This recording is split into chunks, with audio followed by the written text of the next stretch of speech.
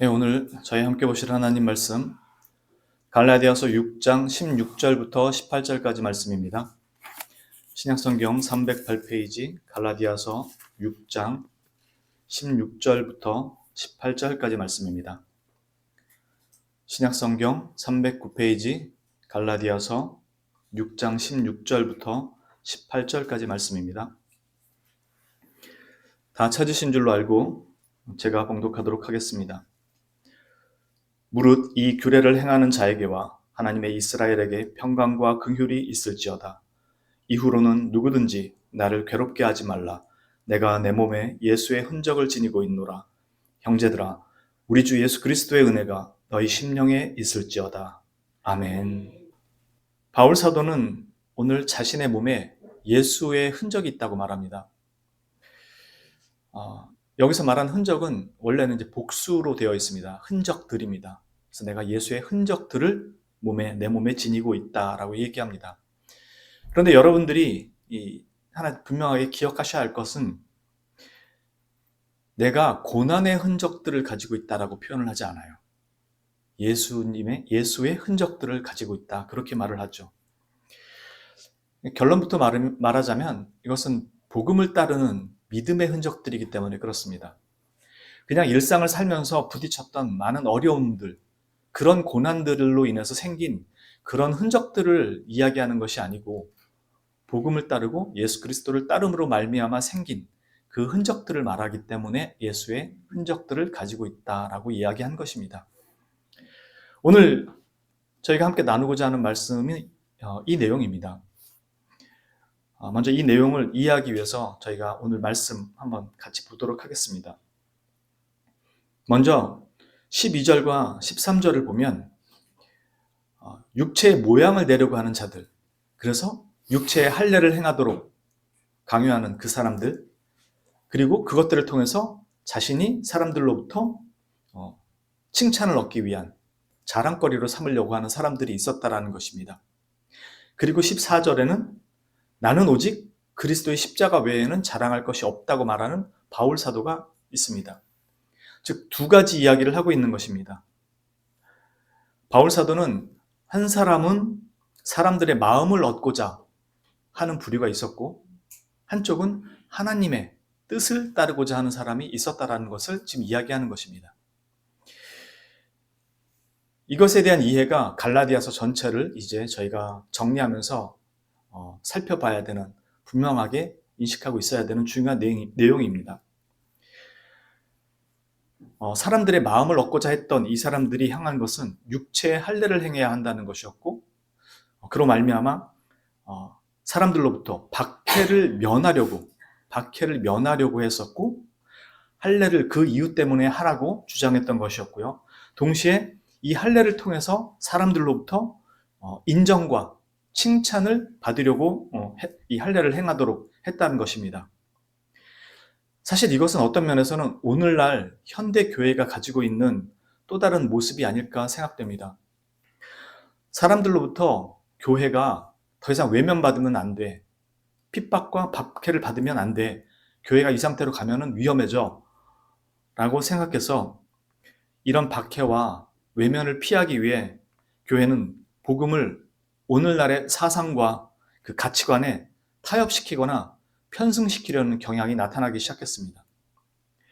인권이 강조되고 있는 세상에 똑같이 교회도 그 목소리를 내고 서로를 존중해주고 인정해주는 이런 가치관과 사상에 복음도 적당한 타협을 가지기 시작한 것입니다. 그리고 거기에 편승하려는 경향이 나타난 것이죠.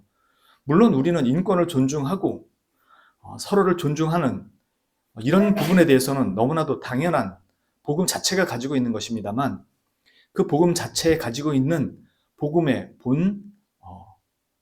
본질적인 내용들을 거슬러서 세상과 타협하는 것은 성경이 말하는 바가 아니죠. 그런데 교회는 어느 순간부터 세상으로부터 핍박받고 외면당하는 것을 피하기 위해서 복음이 세상과 세상의 가치와 세상의 사상과 타협하려는 경향이 나타나기 시작했다는 것입니다. 또한 죄에 대한 회개의 말씀보다는 축복에 대한 말씀으로 대체하거나 포장하고 오직 복음보다는 다른 많은 것들 중에 기왕이면 복음이 더 낫지 않겠느냐라는 타협으로 바뀌기 시작했습니다. 또한 사람들로부터 인정과 칭찬을 얻기 위해서 외적인 구제활동이나 봉사활동, 즉 사회 참여 프로그램에 더 많은 시간과 적극적인 참여를 독려하고 가르치고 있습니다. 그러나 정작 복음의 진리와 능력, 그리고 복음의 가르침과 교리는 교회에서 사라진 지 오래돼 버렸습니다. 내면의 전인격적인 변화보다 외면적인 활동을 더 강조하고 드러내려고 힘씁니다. 교회가 세상 일에 무관심하지 않다는 것을 보여주기 위해서 사회 참여와 개선에 훨씬 더 적극적으로 많은 시간을 들여서 참여하고 동참합니다. 그러나 내면을 변화시키는 복음의 본질적인 사역은 교회 사역의 부수적인 일인 것처럼 오히려 번외적인 교육으로 다뤄지는 경우가 많습니다. 왜냐하면 이런 사회 참여가 일어나는 것이 본질적인 내면의 변화라고 생각하기 때문에 그렇습니다. 그러나 자신의 의를 드러내기 위해서라도 이것은 가능합니다. 나는 저런 사람들과 달라. 그래서 가난하고 어려운 사람들 도와주고 사회 개선을 위해서 참여해. 라는 것이 자신의 의를 드러내기 위해서라도 얼마든지 가능하다는 것입니다. 복음을 알지 못하더라도 이런 사회 참여 프로그램의 사회 참여에 개선에 참여하시는 분들은 얼마든지 있다는 것입니다.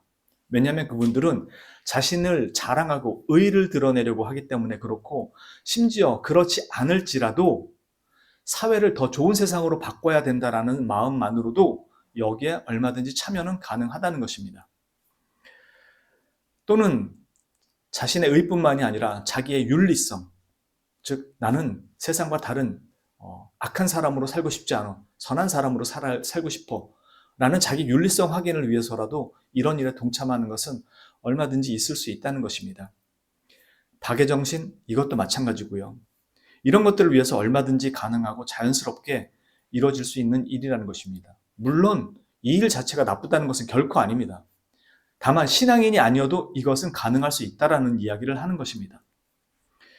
왜냐하면 우리 안에 남겨진 하나님의 형상이 여전히 희미하게라도 남아있기 때문에 이런 보편적인 윤리성들이 유지되고 있기 때문에 그렇습니다.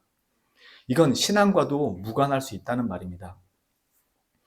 그러나 십자가를 자랑할 수 있는 사람은, 즉 오직 그리스도의 십자가 밖에는 자랑할 것이 없다라고 얘기하는 사람은 십자가의 결과물이 나를 어떻게 바꿔놨는지, 나를 어떤 존재로 만들었는지를 올바로 볼 수 있게 된 사람들입니다. 그는 자신의 죄의 처참함과 그 결과가 어떻게 나타나고 있는지를 십자가에 매달려 죽을 수밖에 없었던 그 하나님의 죽음을 통해서 자신의 죄의 참상을 보고 있는 것입니다. 자신의 구속주가 이 땅에서 자신의 피조물들에게 손과 발에 대못이 박혀 살점이 찢겨져 나가고 짓이겨지는, 그리고 살점이 깊이 패이고 떨어져 나가는 그 채찍질을 받아야 했고, 창에 옆구리를 찔려야만 했고, 물과 피를 쏟으며 죽어가야만 했던 그 자신의 죄의 참혹함의 결과가 무엇인지를 올바로 보게 된 사람들이 바로 그리스도의 십자가만을 자랑할 수밖에 없다고 이야기하는 자들이 되는 것입니다. 바울은 바로 그런 의미에서 나는 오직 그리스도의 십자가 말고는 자랑할 것이 없다라고 이야기하는 것입니다. 자신이 가진 믿음이 자신을 어떻게 구원했는지를 정확하게 알고 있는 사람들입니다. 그래서 이 믿음이 절대로 자신의 의가 될 수 없는 자들입니다. 오직 그리스도의 십자가, 그리스도의 죽으심만이 자신의 의고 구원을 이루게 하는 유일한 길이었다는 것을 아는 사람들입니다. 이 오직 믿음의 법으로 그리스도의 대속적 죽음과 공로를 얻고 이것만이 나를 하나님의 심판대 앞에 세울 때 내가 살아남을 수 있는, 구원받을 수 있는 유일한 길이라는 것을 아는 믿음입니다. 그래서 믿음을 자랑하는 것이 아니라 오직 그리스도의 십자가만을 자랑하는 것입니다. 이 사람이 비로소 그리스도의 십자가를 들고 나가 복음을 전하는 사람이 됩니다. 이것 외에는 답이 없고 이것 외에는 방법이 없으며 이것 외에는 참된 복의 통로가 존재할 수 없기에 다른 복음을 말할 수 없고 말하지도 못하고 다른 복음을 전할 수도 없고 다른 구원을 제시할 수도 없기 때문에 그렇습니다. 여러분은 이것을 믿음으로 가지고 있는 것입니다. 이 복음을 가지고 있는 것이 부끄럽습니까? 이 복음을 믿으라고 말하는 저와 여러분의 입이 수치스러운 것입니까? 복음이 그렇게도 입 밖으로 꺼내기가 부끄럽고 수치스럽고 조심스러운 것입니까? 십자가에 달려 죽은 내 주님을 사람들에게 자랑하고 드러내는 것이 그렇게도 어색하고 창피한 일입니까? 혹 만일 때때로 여러분들 마음에 주변 때문에 이런 마음들이 생길 때 한 가지만 분명하게 기억하십시오. 베드로가 주님을 부인했을 때 주님은 한 번도 베드로를 사랑 안에서 내쫓으신 적이 없습니다. 주님은 저와 여러분의 그런 때때로 입을 열지 못하는 그런 모습에 대해서 결코 우리를 사랑 밖으로 내치지 않으십니다. 성경이 말하는 바가 그것입니다. 그런 우리를 위해 그런 존재밖에 안 되기 때문에 십자가에 못 박혀 죽으신 것이고 지금도 그를 위해 기도하고 계시고 그리고 앞으로도 계속 기도할 것이라는 게 로마서 8장의 말씀입니다. 우리를 향한 하나님의 확고한 사랑이고 선언입니다. 이게 바로 복음입니다. 그래서 이걸 복음이라고 부르는 것입니다. 우리에겐 아무런 자격도 구원받을 근거도 없는 것을 분명하게 확인하게 되는데 그런 우리가 구원을 오직 은혜로 받기 때문에 이걸 복음이라고 부르는 것이고 오직 복음뿐이라고 말하는 것입니다. 비로소 이제야 우리가 무엇에 대해서 입을 열어야 할지 분명해지게 됩니다. 뭘 자랑해야 될지 고민할 필요가 없습니다. 무슨 얘기를 해야 될지 걱정할 필요가 없습니다. 자랑거리는 확실하고 확고합니다. 오직 우리 주 예수 그리스도와 그분의 죽으심과 부활 외에는 없습니다. 그래서 그리스도와 함께 십자가에 못 박힌 우리는 그리스도의 흔적을 우리 몸에 동일하게 가지고 있을 수밖에 없게 되는 겁니다. 믿음으로 그리스도와 연합했을 때 우리는 이 흔적을 이미 우리 몸에 가지고 있게 되는 것입니다. 그리고 우리 주님을 위해 그리스도의 남은 그 고난을 우리 몸에 채워가게 되는 것입니다. 모두가 바울 사도와 같이 육체의 그 고통과 핍박을 받는 것은 아니지만 우리가 그리스도와 함께 연합된 자로서 십자가에 못 박히고 그리스도와 함께 부활했다는 것을 믿어 의심치 않는 자들이라면 우리는 우리 전 인격에 그리스도의 흔적이 새겨지게 됩니다.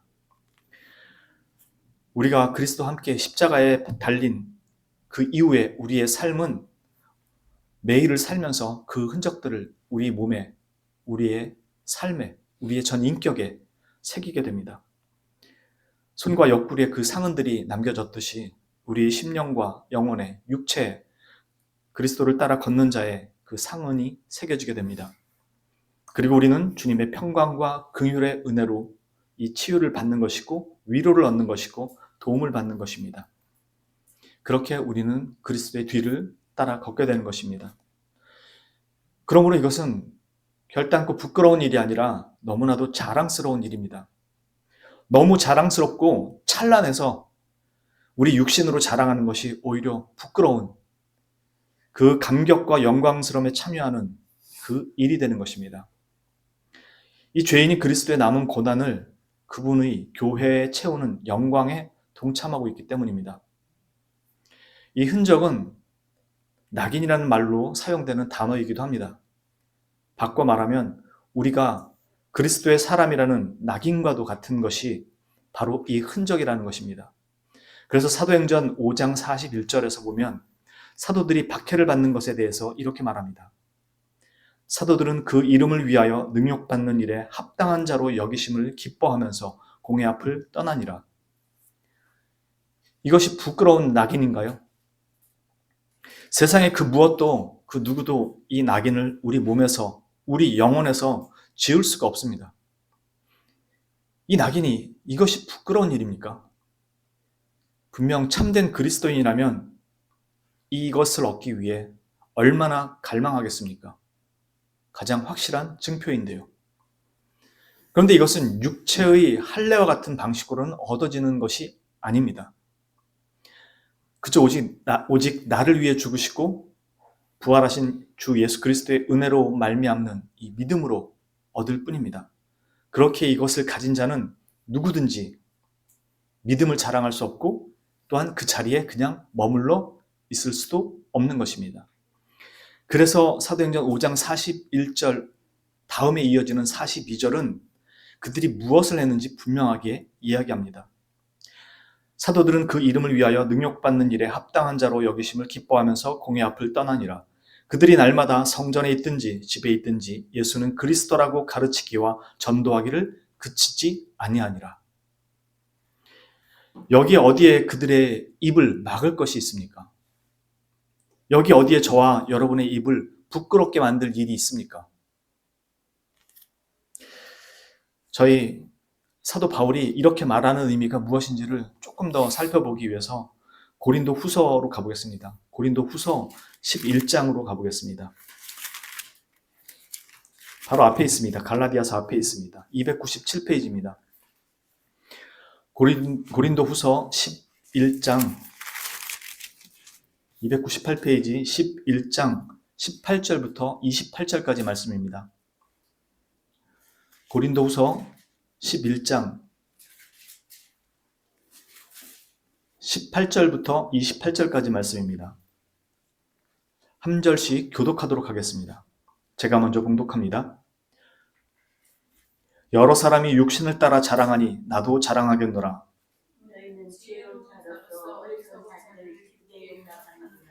누가 너희를 종으로 삼거나 잡아먹거나 빼앗거나 스스로 높이거나 뺨을 칠지라도 너희가 용납하는도다.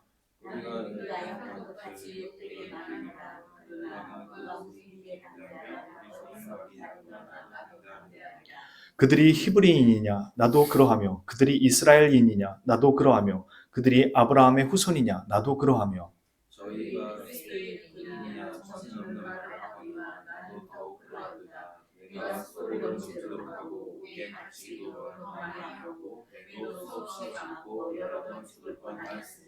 유대인들에게 40에서 하나 감한매를 5번 맞았으며 3번 휘장으로 맞고 1번 돌로 맞고 3번 가사하는데 주야를 기쁨으로 행했으며 여러 번 여행하면서 강의 위험과 강도의 위험과 동족의 위험과 이방인의 위험과 시내의 위험과 광야의 위험과 바다의 위험과 거짓 형제 중의 위험을 당하고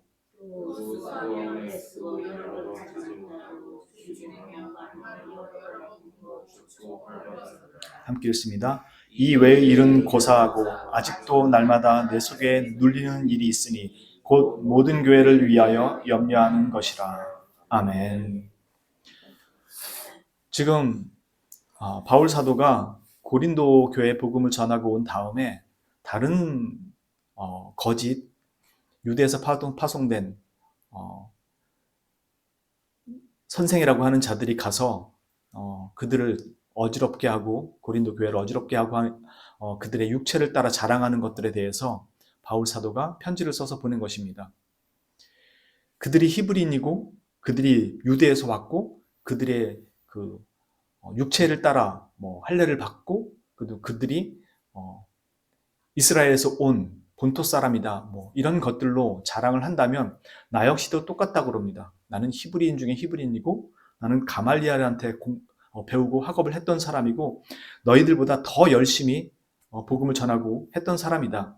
그런데 바울 사도가 자랑하는 자랑은 뭐냐면 육체를 따라 문벌이나 다른 것들 가지고 자랑을 하고 있는 것이 아니고 내가 자랑할 것은 그리스도의 복음을 위해서 복음 전하다가 죽을 뻔하고 심지어 우리 동족들한테 죽을 위험에 처한 적도 있었고 3번 태장으로 맞고 1번 돌을 맞고 3번 파손하고 일주야를 깊은 바다에 파손한 채로 있었던 적도 있었고 40대에 맞으면 죽기 때문에 한 대를 감하고 39대를 때리는 태장이 있었대요. 이것을 내가 수도 없이 맞았다고 이야기를 합니다.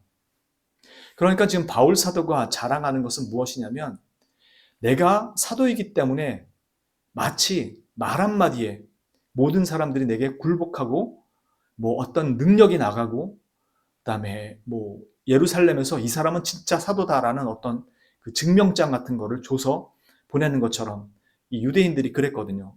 우리는 본토 유대 땅에서 예루살렘에서 파송된 사람들이다. 이런 것들로 자신의 육체를 따라 자랑했던 것이었거든요. 바울 사도는 그런 것으로 자신의 그 자랑거리를 늘어놓는 것이 아니라 내가 복음을 위해서 얼마나 많은 고생을 했고 죽을 뻔했는지 이런 것들이 내가 그리스도의 종이라는 증거다라는 거예요. 그러니까 내가 이만큼 헌신하고 수고했다라는 것을 말하는 것이 아니라 내가 사도였음에도 불구하고 나는 내게서 육체로 어떠한 능력과 자랑할 만한 것들로 내가 그리스도의 종이라는 것을 증명하는 것이 아니라 그리스도의 복음을 전할 때 너무나도 힘들고 어려운 상황 속에서 늘 나는 그 과정을 겪으면서 그리스도의 복음을 전했다는 것입니다. 그래서 나는 이렇게 고생했으니까 내가 사도가 맞아라는 것, 그 자체를 자랑거리로 삼는 것이 아니라 사도였음에도 불구하고 내게는 너희들이 생각하는 그런 육체를 따라 자랑할 만한 그런 것들이 넘쳐남에도 나는 그런 것들로 자랑을 하지 않겠다라는 의미에서 내가 죽도록 고생을 했다라는 것이 자랑이 된다는 것입니다. 이 말씀을 이해하실 수 있겠습니까?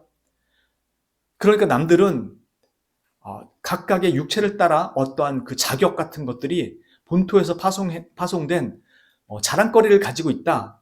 이 사람은 우리가 증명해주는 사람이다. 이 사람은 무슨 대학교 신학대학원을 나와서 무슨 교회에서 큰 교회에서 사역을 하고 이런 것들이 이의 자랑거리가 아니고 내가 그리스도의 종이라는 사실을 뭘로 증명하냐라고 했을 때 내가 복음 전하면서 이런 어려운 일들에 처했었다. 그런데 이게 어떻게 사도의 그 자랑거리가 될 수 있냐는 겁니다.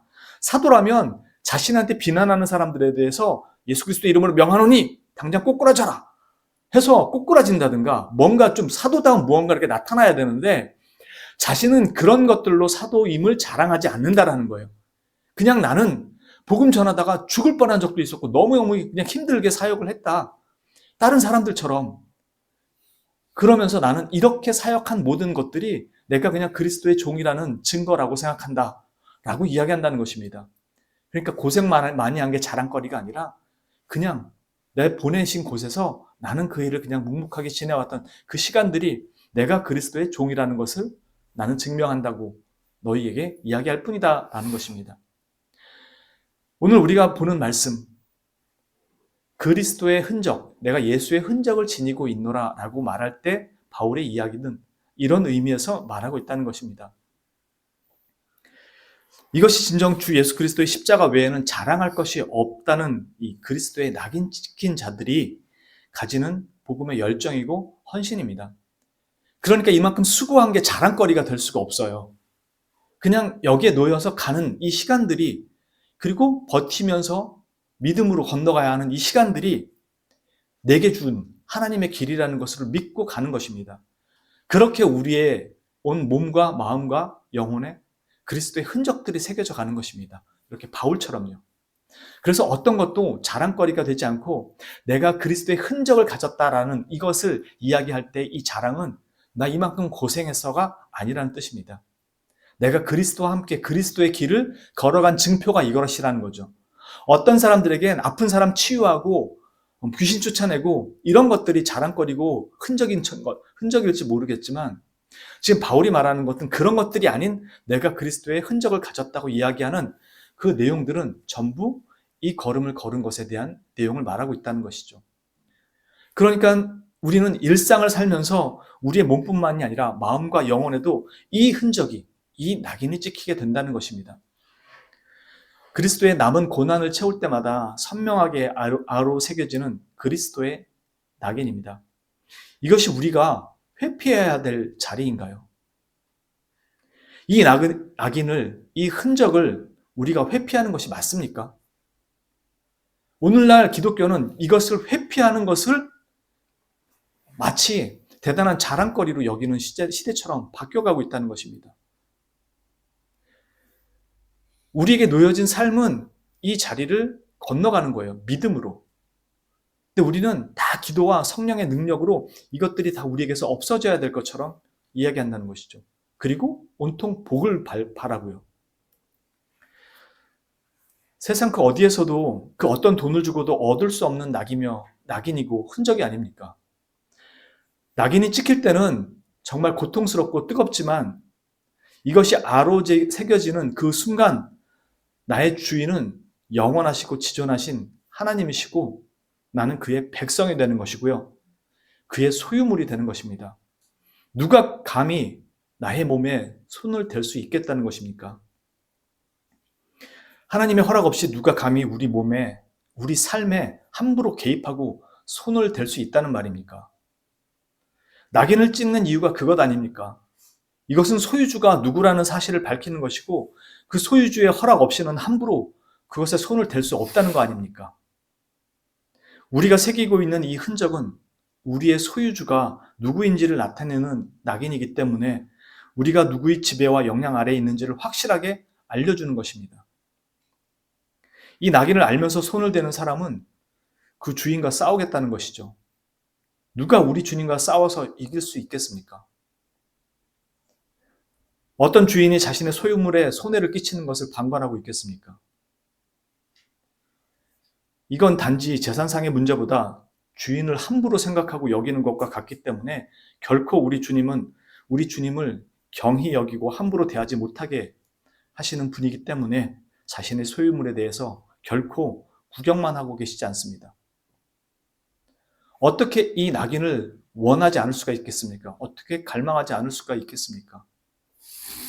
그런데 믿음으로 구원을 얻는다라는 것을 받아들이면서도 이 흔적을 걷는 걸음을 잘 안 살려고 한다는 것이 우리 문제입니다. 그러나 우리가 이 길을 걸을수록 그리스도의 흔적은 깊게 새겨져 갑니다. 이 낙인이 찍혀 있다는 것, 이 흔적이 아로 새겨져 있다는 것은 바꿔 말하면 우리에게 생기는 모든 재난과 고통과 어려움들과 시험들은 하나님의 허락 없이는 단 하나도 일어날 수 없다는 것을 말해줍니다. 이 말은 곧 하나님께서 이것을 허락하실 때는 우리로 하여금 그리스도의 사람이 되도록 만들어 가시는 그 자리로, 과정으로 사용하고 계시다는 것입니다. 결국 그 끝은 궁극적인 하나님 나라의 백성으로 만드시기 위한 것입니다. 우리는 이 흔적들을 지니고 있고 우리 몸에 그리스도의 사람이라는 그 낙인이 확고하게 새겨져 있는 사람들입니다.